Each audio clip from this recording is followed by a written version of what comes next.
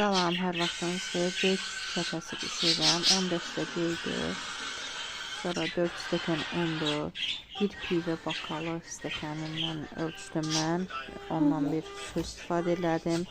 Normal çaşqalarla da 2 çaşqa ılıq su. Xəmiri yoğurdum. Bir yarım saat o gözlədi qıraqda. Ona şimdi dedim göyləri təmizləyim, yuyum. Xəmir nə möhkəm olmalıdır, nə yumuşaq, normal. Ona şimdi göyləri yuyuram. Sonra doğradım, istiyor duz vurdum, karıştırdım. Süzgəcə də qoydum, suları çəkildi. Sular çəkilməyində, yəni xəmir çıxmasın deyə.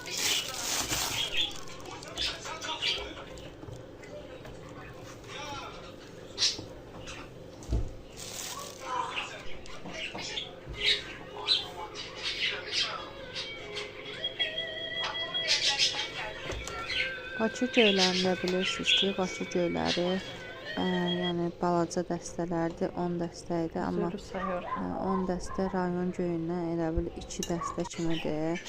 Yəni həm də ki, yəni bulaqdan ispanaqları necə deyim, təbii qalmır.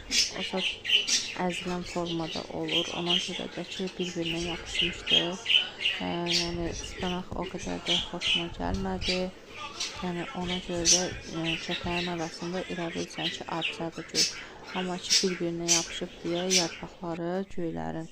Ona görə az görünür. Pendiri də elədim. Pendiri yoldaşım üçün elədim. Mən pendiri sevmirəm. Mən yəni diyetdə olsam da parasını yedim. Bir kətənin parasını yedim. Çünki çox sevdiyim bir şeydir mənim kətə. Ona görə də ki, yəni para kətəylə, yəni bu boyda diyet müddətində heç nə olmaz xəmir xörəyi. Ona görə də elə para hissəsi bəs elədi mənə. Cəmi 12 xəmir idi, 9 kətə bişdi. 9 kətənin 3 xəmirini də ərikdə kəsdim. Burada da bişmə formalarını paylaşıram. Zəhmət olmasa göz haqqınızı halal eləyin.